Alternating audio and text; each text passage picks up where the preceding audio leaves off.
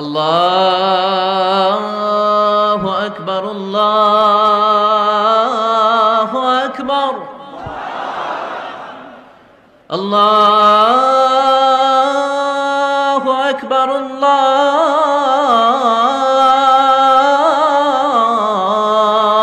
আকবার। যদি একজন স্ত্রী চায় তার স্বামী তাকে মন থেকে ভালোবাসবে, সবচেয়ে বড় একটা আমল হচ্ছে স্বামীর জন্য দোয়া করা। আল্লাহ, তুমি আমার স্বামীর রিজিকে বরকত দান করো, আমার স্বামীর হায়াতে বরকত দান করো, আমার স্বামীকে সুস্থ রাখো, আমার স্বামীকে ভালো রাখো, আমার স্বামীর রিজিকে বরকত দান করো, আমার স্বামীকে সুস্থ করে বাসায় ফেরায় দাও, আমার স্বামীকে তুমি ভালো বাবা হিসেবে কবুল করো, ভালো স্বামী হিসেবে কবুল করো।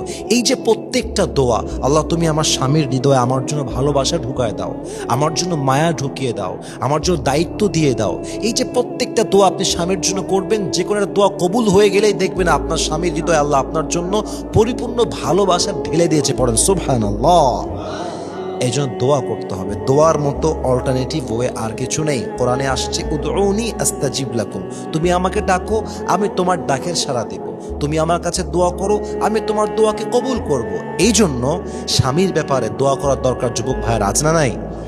4 নাম্বার, আমরা কয়েকটা আমল অলরেডি বলে ফেলেছি, আরেকটি আমল আমি এই মুহূর্তে শেয়ার করতে চাই। দেখেন, স্বামীর ভালোবাসা পাওয়ার জন্য সবচেয়ে গুরুত্বপূর্ণ বিষয় হচ্ছে স্বামীর প্রতি গ্র্যাটিটিউড দেখানো, শুকরগুজার হওয়া, স্বামীকে থ্যাংক ইউ বলা।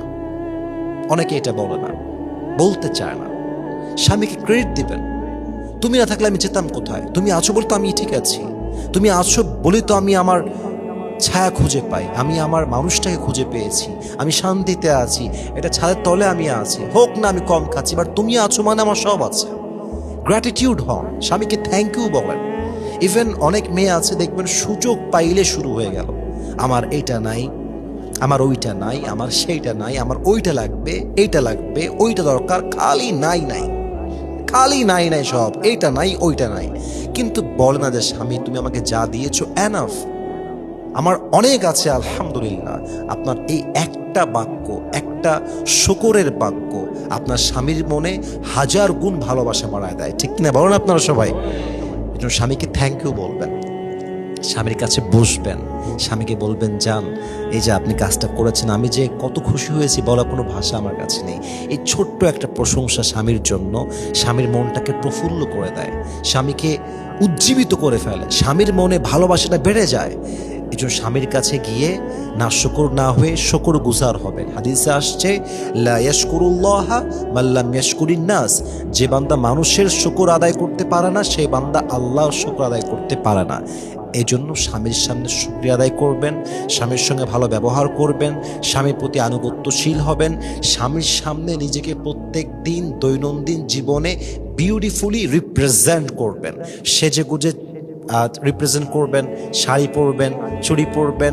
আপনি যদি স্বামীর জন্য একটা লিপস্টিক ইউজ করেন স্বামীকে ইমপ্রেস করার জন্য, এই লিপস্টিক ইউজ করার জন্য আল্লাহ আপনার আমলনামায় সাদাকার সওয়াব লিখে দিবেন। সুবহানাল্লাহ পড়েন আপনারা সবাই। শাড়ি পরবেন সাদাকার সওয়াব, সাজবেন সাদাকার সওয়াব হবে। আপনি স্বামীর জন্য যেই কাজ করবেন প্রত্যেকটা কাজে কাজে আল্লাহ আপনার আমলনামায় সাদাকার সওয়াব লিখে দিবে। সুবহানাল্লাহ পড়েন সবাই। এই জন্য প্রত্যেকটা ওয়াইফের উচিত স্বামীকে সম্মান করা, স্বামীর জন্য নিজেকে সুন্দরভাবে সাজানো, স্বামীর প্রতি শ্রদ্ধাশীল হওয়া, রেসপেক্ট করা, গ্র্যাটিটিউড দেখানো, শুকরগুজার হওয়া, স্বামীর প্রত্যেকটা আদেশকে মান্য করা।